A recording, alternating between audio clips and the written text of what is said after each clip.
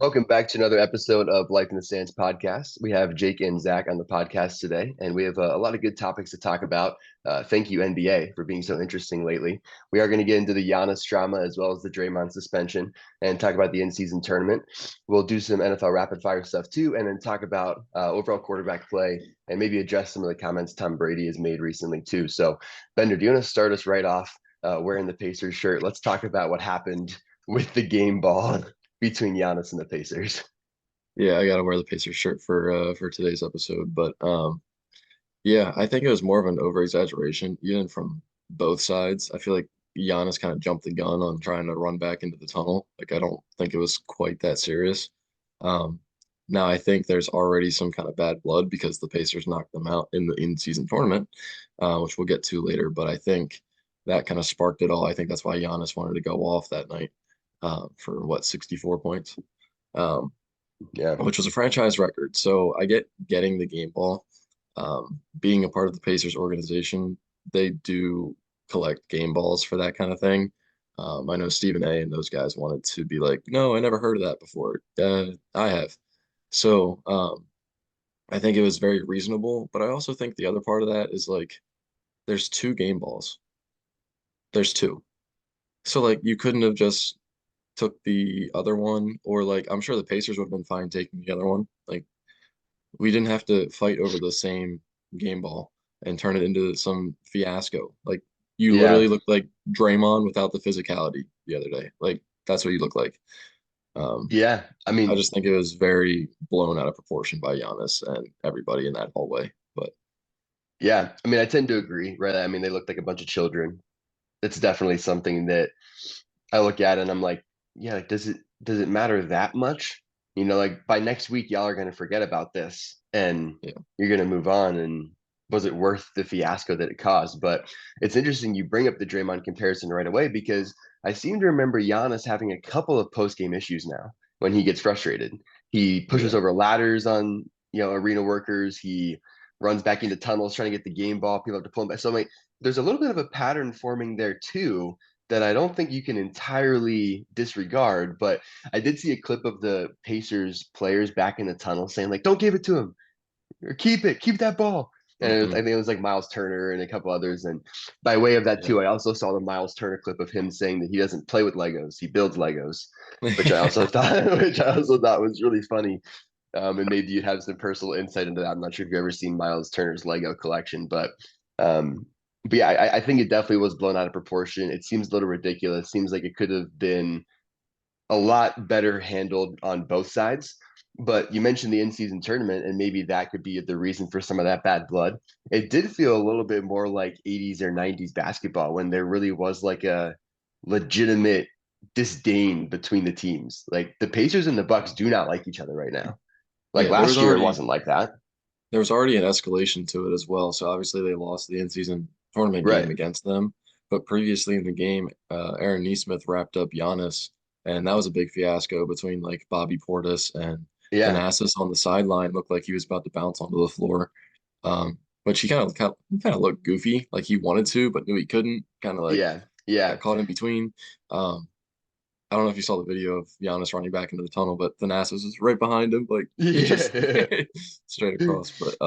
Yeah. But no, I think it was just an escalation to that point. And I Hmm. think the Pacers guys were honestly just trying to get in their head even more with that game ball Oh situation. yeah. And Oh, they for sure. succeeded. They succeeded. So Oh yeah. Yeah. I mean, they definitely succeeded, right? The next time they play each other, if there's a 7 game series between the Pacers and the Bucks, it is going to get interesting. But I feel like I could point out a couple of teams now at this point where like there's some bad blood all around the NBA right now. And I think a lot of it has to do with that in-season tournament. And you could call it for better or worse, but I think the average NBA game right now is just more exciting. yeah, Even if it might be because there's some bad blood between the teams and it's not necessarily for basketball reasons. I think it's good for the NBA, like overall. But let's shift into sort of the next piece of this conversation. We've mentioned Draymond a little bit. It's a very different situation because Draymond's been physical now multiple times this season. But what's your take on all of that stuff and how is it different from what we saw Giannis do? I mean, at this point, I feel like Draymond should just retire. That's kind of how I feel about that.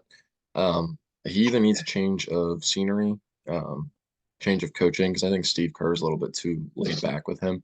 Hmm. Um, maybe even like a Mike Brown from the Kings would be good for him. But I think change of scenery or just retire because like he is getting up there in age. Nobody's going to want to pay him massive amounts of money to come to their team to get Yeah. technical fouls and just be a guy that gives handoffs Yeah. because that's basically what he is with their offense is just a handoff screen guy. He can be a hustle guy all he wants to, but I don't know. I don't think his value is as high as people think. Um, Yeah. with that said, I think the Warriors also need to blow up a lot of their team, but that's a different conversation for a different day. Um, Yeah. I The age I think bug getting to the Warriors in general is an interesting yeah, conversation to have. and the young guy is not really showing anything. Hmm. Um, but no, I think Draymond and the Gobert situation, which was only like 3 weeks ago, Yeah. and then going right to this, I don't know why your immediate reaction is choking somebody out or what, I don't like roundhouse punching somebody. He's Like, swinging. Yeah. And his response too was just like, I don't think I can aim that well in a punch. It's like, man, yeah, that's like not the response that, you know, that you should be nobody looking flails for. to nobody flails to the point of like punching back like that. Like nobody does that. And and like he's way taller, right? So it's not like your arm was just like in line. Like he Yeah, was up, what it was Nurkic, right? Nurkic is a yeah, foot taller. Like you're swinging up, man. yeah. But then that's also another conversation. What if he swings low? It's just another nut shot for Draymond. Yeah. Like Yeah. so, like Yeah, you I know, do agree that a serious conversation needs to be had. I think, I mean, like you take it to the point where he might need a change of scenery or just needs to retire. I think the league really needs to step in, even from like the Players Association, really needs to step in and needs to like get Draymond help because something is wrong. 3 weeks removed from legitimately choking someone out, he goes and swings again. It's always been like this with Draymond, but it hasn't been this consistent and this frequent.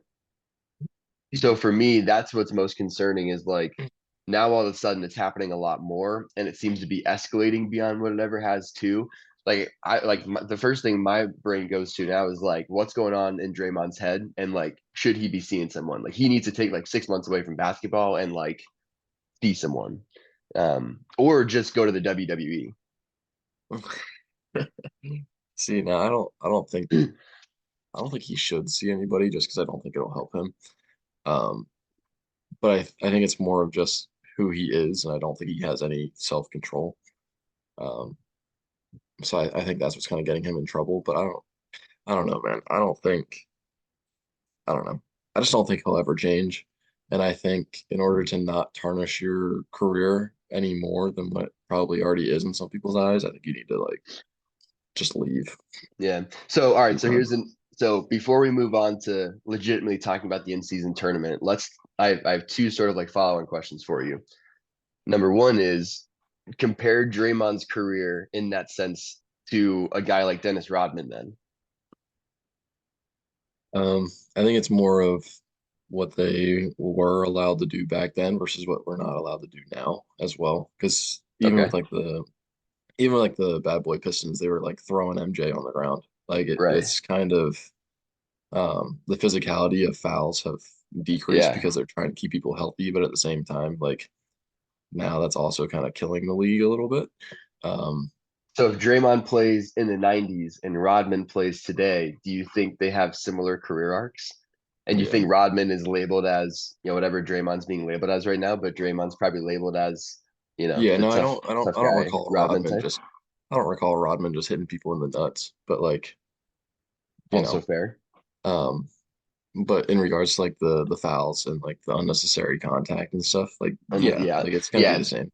yeah, like the unnecessary, just like pure physicality, like they're like it almost looks like those guys are playing a different sport sometimes than basketball, right? Even when they set a screen. Um, Yeah, but I yeah, also think interesting. there are guys and like other guys in the league that do that kind of stuff, and it's just not magnified because of who Draymond is. Yeah, Like it's the anything history. Draymond does. Yeah, I mean So it's the history though, right? And but the other thing about that is like you've got to realize that your history is there. So you have to properly cater to that too. Like if you know you have that reputation, if you know all those guys are on you for that reason, you know that you have a different standard. You have to abide by that. Like you can't just continue to fall further Yeah. and further down that road. I also think he feels the need to do that because he is so undersized as well. Yeah. Um, so like I think he needs to prove a point like, hey, you're not going to bully me. Yeah. Um, but And like even people to know who he is now, so he shouldn't have right. to do that now. And even to be fair, the league was very different even in the early like 2010s than it is now. And I think Yeah. even like some of the physicality with him being undersized was probably a lot more common in 2011, 2012, 2013, even than it is now. So, all right. So that's my first follow-on question. The last follow-on question before we move into in-season tournament stuff specifically and our thoughts about that and the adjustments we'd like to see. Do you think the Warriors roster is going to be intact going into next season? No, I don't even think they're going to be intact for this season's trade deadline. Yeah, Um, you think they sell at the trade deadline? yeah, I think you're going to see a combination. So like they're not going to be able to trade Draymond just because he has something going on. So Draymond's Yeah, going to stay, right? yeah, But I sunk cost. think some kind of combination of Clay, Wiggins, and Kuminga are going to be gone.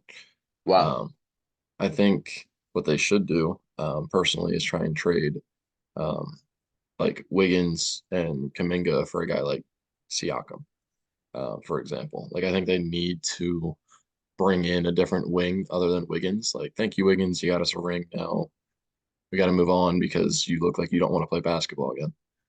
Um, Yeah, he does look entirely disinterested in the game of basketball. yeah, so I think they need to make some kind of move to get rid of at least Wiggins. I feel like it's going to be hard to get rid of Clay, which doesn't even have an offer on the table from the Warriors anymore, if you heard anything about that.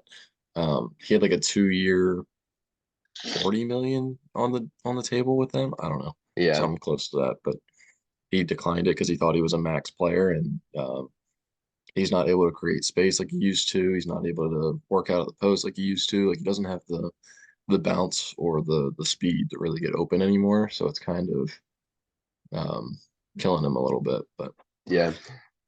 I think the insane thing about what you're seeing with the Warriors right now too is then turning on the Lakers and watching LeBron in year 21.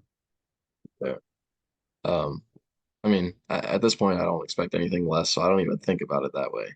Um, I always think about people aging the normal way, Yeah, not just never aging like you're a vampire for years. yeah, Um, so it's insane. I just feel like it gives you such a unique perspective because you see that Warriors core that like it felt like LeBron was in his prime when he was battling all of those Warriors teams. And now here it seems like we're like 8 years after the fact, 7 years after the fact with some of those Warriors teams. And LeBron is like having one of the most efficient seasons he's had since like 2012. Like he's yeah. shooting over 40% from three. It's just like, what is going on in that Do you dude's body? Is he a do you think vampire? do you think Is he a LeBron's the robot? best? Do you think LeBron's the best player in the league right now? He's definitely the smartest, right? You can't argue that he's not the smartest player in the league. I mean, that's always been the case though. But I'm saying like with what we saw, actually, let's jump to the in-season tournament. Okay, yeah, Uh, yeah. That's a good segue. because we saw him kind of like show flashes of what he used to be throughout the in-season tournament. Because he carried the first two rounds. Obviously, Anthony Davis had a big game in the last game of the tournament against the Yeah, Pacers, but uh, inconsistent AD allowed LeBron to be the one to carry a little bit. So, yeah. And I think um, matchups for as far as the Pacers are concerned too, I think AD has a more favorable matchup. There's just a lot of length and a lot of bodies I think the Pacers can throw at a guy like LeBron. Um, and not to say that like Miles Turner is an easy matchup for AD, but it's not all of those wings that they have that they can just yeah. throw, four or five different bodies at LeBron. But Well, part of that game yeah, was I mean, Miles Turner getting in foul trouble as well. also, yeah, Um, so that's kind of just how it went. Um, but no, I think when both of them are on, or even just AD, because you know what you're going to get from LeBron. But I think even when AD can show any kind of flashes of like you're close to 20 points hmm in a game, like you're probably going to win that game. But no, I'm curious. Do you think after what you saw in that in-season tournament, is LeBron the best player? I know you're going to say he's the smartest. Yeah. It's fine. But is he the best player? Because I think although you can't overlook him, I feel like there are people surpassing him still. Yeah. Yeah. So, Yeah. I mean, I wouldn't call him the best player in the league. I would call him like top five still. oof, And even as I say that, I'm like, ooh, like I got to think of the names that I would put in that category too. yeah, Um, but then again, like if you're talking about players that like can win you a championship this year, like who are the top five players that you want on your team as your number one guy to go win a chip? LeBron is yeah, probably still top five in that category for me, even if he's number five. yeah. I mean, I would put Giannis, Joker, Embiid, maybe even Curry. Maybe Curry, Um, maybe Halliburton at this point. Halliburton has uh, looked just unreal this year. I would put Kevin Durant. I wouldn't put KD over LeBron at this point. I'd put LeBron over KD. I still would because the Suns haven't been healthy all season. KD kind of had to carry at least at the Yeah, beginning of the season. yeah, Um, I don't know. There's definitely a lot of guys in the conversation, like SGA's in the conversation. We talked about him before. yeah. SGA, Um, you could definitely throw in there. so like he's probably top 10. Yeah, and you still have to think about. I mean, guys, even like Kawhi and Paul George, and even some of those like outer outlying guys. Probably not as much Paul George, but Kawhi maybe. Yeah, because he's Um, going on a run now too. Like yeah, he's he's back a little probably bit. he's putting himself up there in that MVP conversation again, just Yeah, because they're winning all of a yeah, sudden. yeah. I Um, mean, definitely top 10. Maybe you could squeeze LeBron in top five, and those players that I would say like could be your number one guy to win a chip. But then, we're also talking about this 25 games into the season. When it comes down to it in a 7 game playoff series, it is hard to bet against LeBron. It's hard to bet against LeBron. the only way you can bet against LeBron is with the excuse of AD or D'Lo or any of those guys. Right. Um, and that's what it was last year. Like Yeah, supporting D'Angelo cast. Russell, D'Angelo Russell was like on the trade block after the series Right. they lost last year. Like Right. Right. I don't know. Yeah. I mean, so let's transition this into a conversation again about the in-season tournament. The Lakers obviously won. I saw Trey Young talking about how it's good for the league. The Lakers won the first in-season tournament, whatever.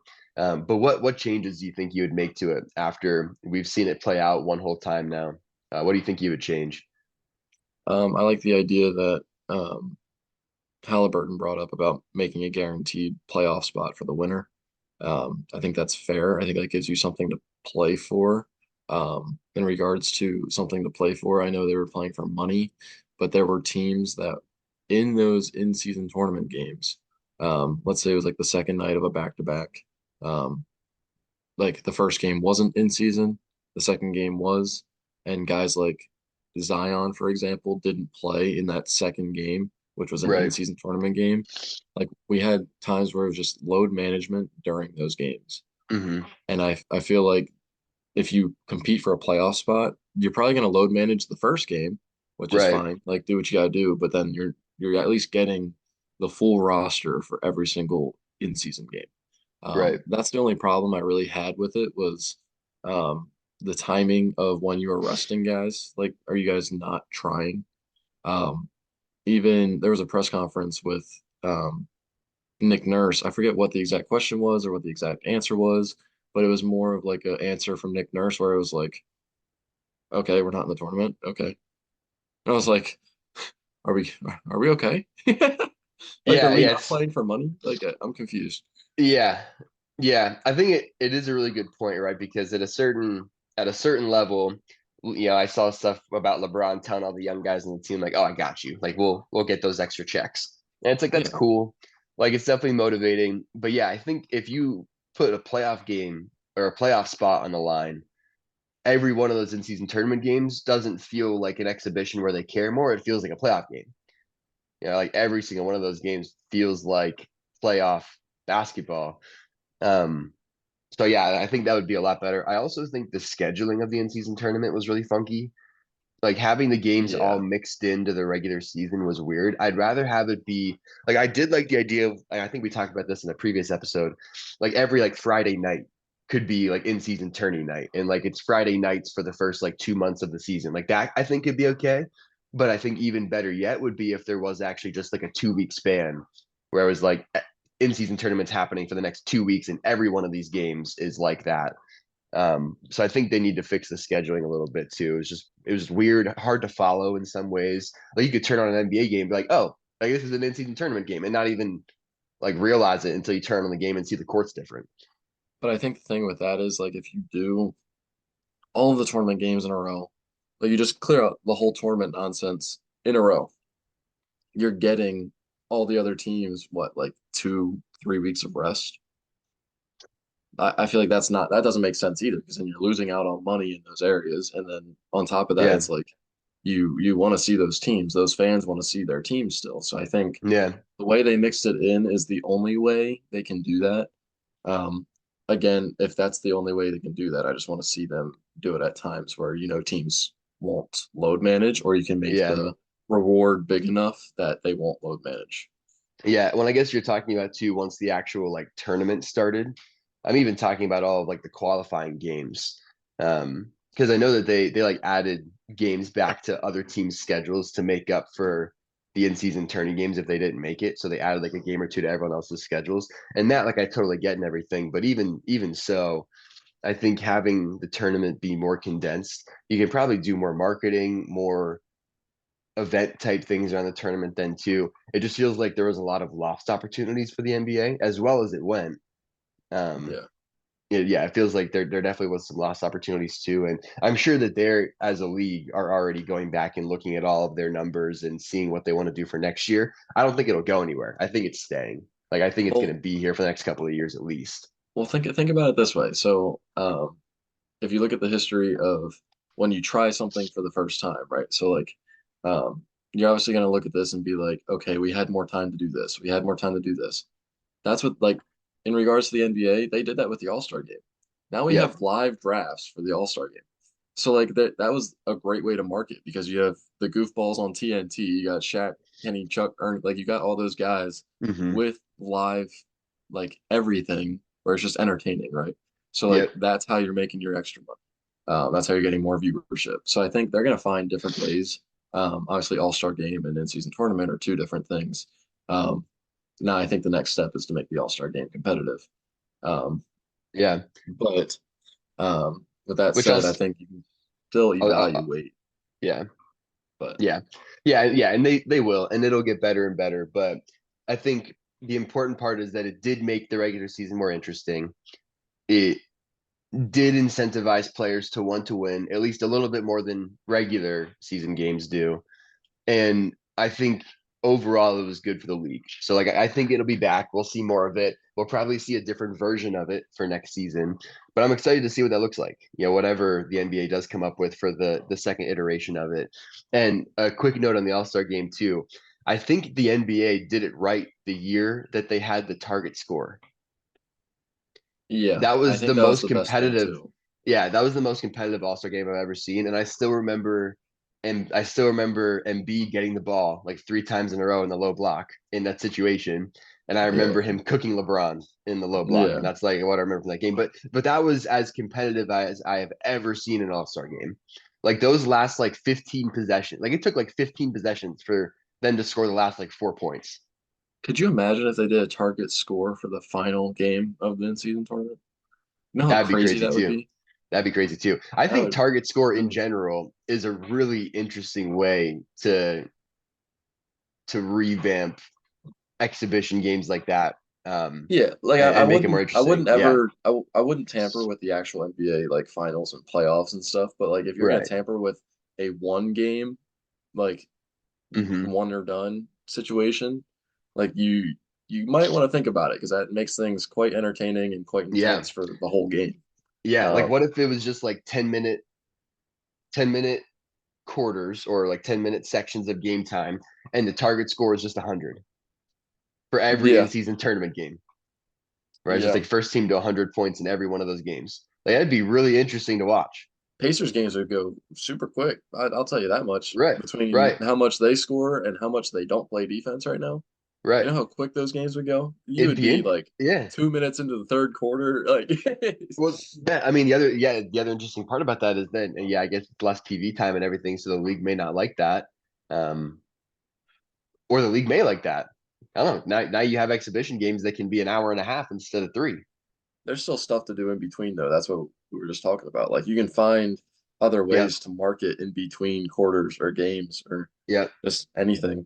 yeah. Because with the All Star game, when they did that, they did it with charities, right? So it was like Yeah, every quarter, whatever team won, like they were playing for charity money, yeah, and like they did a bunch of stuff with the charities in between and everything too. So yeah, it'll be interesting to see. I did like the in-season tournament. Overall, thoughts were good, but I think they'll spruce it up even more going into next year. yeah. Final thoughts from me before we move to NFL stuff. I think in regards to what you're saying about something to play for, I think even without the money, I think teams like the Pacers and the Pelicans were playing for something, just to like kind of make a name for themselves early in the year. Yeah, And not many people remember, but before the Zion fiasco at the beginning of last year, the Pelicans were the number one seed until that all happened, until Brandon Ingram and CJ got hurt, like all that kind of stuff.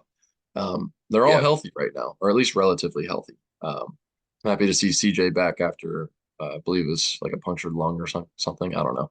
yeah, Um, but yeah, so I think it's kind of giving other powerhouses something to look at. If you're the Nuggets, you're looking at the Pelicans now. If you're the Bucks, you're definitely looking at the Pacers because they are so far in your head. yeah, So yeah. there's definitely storylines, and I like that there's storylines at the beginning of the year because that escalates into playoffs and competitiveness and all that kind of stuff. So Definitely. um, I think It's a good that's point. good to look into. But we are going to transition to NFL here. We haven't done rapid fire in a while, but we are going to do it today, and we're going to do an NFL rapid fire here with Zach. Um, and I'm just going to pull up my questions. He's going to pull up a timer. He's just going to answer questions pretty quickly.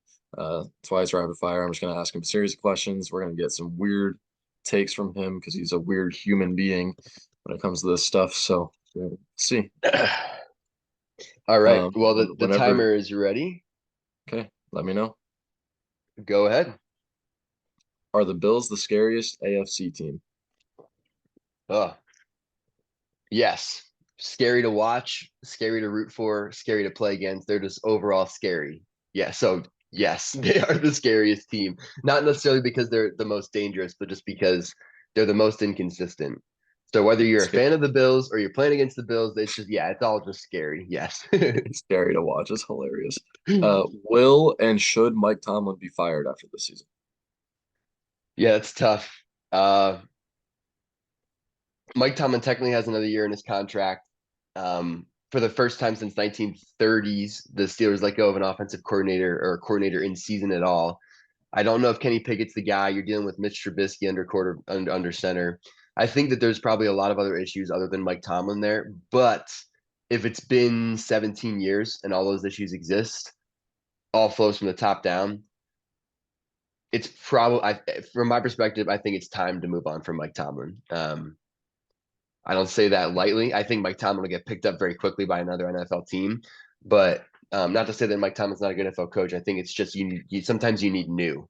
Sometimes you just need a sense of newness in an organization, Gotcha. and I think the Steelers just need a reset culturally from top to bottom. Gotcha. Uh, are the Eagles still Super Bowl contenders? They are. Every team goes through a couple of like in season lulls. We saw the Niners lose a couple of bad games when they had some injuries. I've seen some stuff about some of the Eagles rookies hitting like rookie walls. I think they're going to be fine. They're going to win a playoff game or two. They'll be competitive when it comes down to it. Is it too soon to say that the Chiefs are finally missing Tyreek Hill this season? No, it's not too soon. Receivers are an issue for the Chiefs for sure. I think that they always have been really because even when Tyreek was there and Travis Kelce was there, they still didn't really have much else. So no, I don't think it's too early to say that. I think you see the frustration in Mahomes. Definitely not too early to say that. Gotcha. Um, we saw the Chargers move on from a lot of people this week, but should they move on from Justin Herbert as well? I think Justin Herbert is a gunslinger. I think he's shown the capability to put the team on his back and win games. I think you got to give him another chance in a new system with a new defense. I think before you look at Justin Herbert, look at the entire defense. That's fair. Okay, I know we're running out Last of one here. time. Yeah, last Yeah, one. out of time, but I think it's an important question for what we're about to talk about in our next segment. Um, Thoughts on the correlation between turf fields and injury prevalence? Any thoughts on turf fields versus grass Ah, fields? turf fields. I mean, I personally hated playing on turf fields. Like when I was playing, like, I did not like playing on them. They're harder to fall on. They have a much bigger chance of actually like scraping you up and everything. Like turf burn is a lot easier to get than it is to like scrape yourself on grass. Yeah, So, I mean, just from like me personally, like I much prefer a grass field and natural fields. I feel like I've seen the majority of NFL players come out and say that too. Like I think you'd be hard pressed to find a big group of people or a big name player that's come out and been like, "Oh, turf, definitely. Like I want to play on turf. Artificial turf is what I enjoy the most." I don't think you hear that.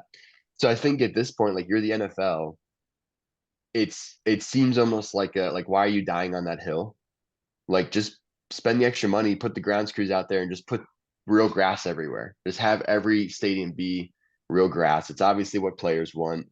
There's yeah, legit research around turf and it causing more like ligaments and style like injuries, right? And like you would probably know that better than I would, but I'm pretty sure there's legit research out there about turf yeah. injuring more. One So example, and I don't have the exact statistic, but like your chances of tearing your ACL go up when you're on turf. yeah. And you're seeing especially now I know the trend this year is Achilles. Um, Mm, so I'd have to look into that. I'd imagine it has something to do with that because your cleats have no room to give on turf. Whereas right. on grass, you can at least like dig up the grass. So like Right. you're not getting caught underneath yourself. Um, so like I think you're gonna see more injuries in regards to ACLs, and I'm assuming Achilles if I decide to find that statistic as well. So I think what you're Yeah. saying is correct in this situation. Yeah. And then, beyond just the research aspect of it, like I feel like what you're hearing from players is that they want to be on grass. Yeah. So if I'm the NFL, this is an issue that I would not wait any longer to fix. It's going to be annoying for some teams, like, you know, but even some, I mean, like Arizona is out in the desert, and I can understand why maybe putting real grass out in the desert would be tough. But I'm pretty sure like Arizona is one of the teams that does have real grass. Like I think they aren't turf. But again, that's what a So that's what a grounds crew's for. right, It and you doesn't it have the doesn't money. take long to remove and put grass in. Like Yep, those things don't take long. You can spend a summer because their training camps really aren't spent in those stadiums exactly, anyway. And exactly. most of their training camps are on grass out like in an outdoor facility. Um, Right. so I think being able to do that would help. Um, and yeah, I think that's just where the league should move. Just because turf looks pretty doesn't mean it's the best thing for your players. Um, Yeah. but yeah, so let's move on because we are running a little bit short on time here. Um, the final segment we'll end with, and which is kind of interesting just because Tom Brady made a specific comment, is the overall quarterback play in the league getting better or worse as the years go on? Yeah. And this is like, I think it's a really interesting conversation because you can look at it, I think, from multiple perspectives. Excuse me. And I think it's interesting to look at it in terms of how many quarterbacks are in the league right now that you think you would label as like top tier franchise guys. Like they are 100% franchise quarterback worthy, no doubt about it. That's who they are. Like I could maybe name 7 or 8 of those guys. Maybe a quarter of the league has a guy that is undoubtedly, unequivocally the franchise quarterback for that team. And then I think about the section of QBs that are just like mediocre, good enough to start QBs. And I think of like the Baker Mayfields and the Deshaun Watsons and Kirk Cousins the and Kirk Cousins and the Geno yeah, Smiths and it's like, man, it feels like there's not that much high end talent. And I think back like 15 years ago, and it felt more like half to two-thirds of the league had their guy. You know, you had Carson Palmer and Ben Roethlisberger and Tom Brady and Peyton Manning and Drew Brees and Aaron Rodgers and Brett Favre, and like it just felt like there was so much more high end talent. Um, so and then it feels like, you know, back then and now it feels like there's a pretty similar amount of just like crappy quarterbacks that are just like, you know, bottom quarter of the league, teams just trying to field a team for each Yeah. week and whatever quarterback they tried out. That feels about the same. But yeah, it feels like there's been a shift from like a lot of that high end talent that like half the league at least like had their guy. Now it feels like that's like a quarter of the league. Well, real quick, so you want to name all those Hall of Fame caliber guys, whatever, right? So that's what we grew up with. That's what we're used to. I think we're caught up in the middle of a transition. Um, Mm-hmm. so I think what we're used to is not what we have now. So if the expectations are as high as it is, of course it's going to seem like it's mediocre. For Tom Brady, you played in the weakest division ever, Yeah. weirdo. I don't know why you have any room to talk.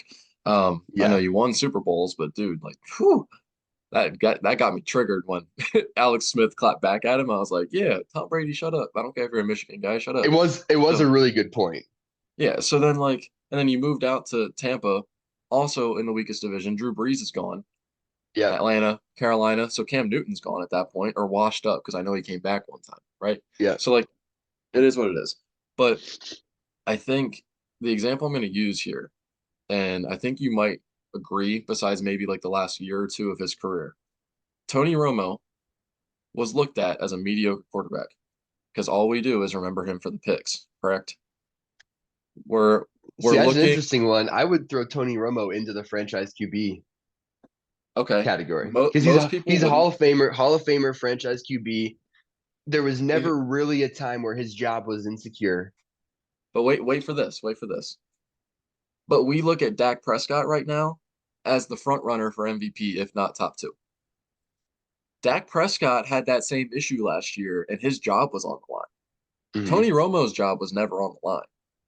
So I think a lot of stuff is very opinionated, and I also think it's based off of expectations of past quarterbacks and what your team used to look like. Because the Cowboys will always have that expectation. Hmm. So that's kind of the example I'm going to use just because it's exaggerated no matter what.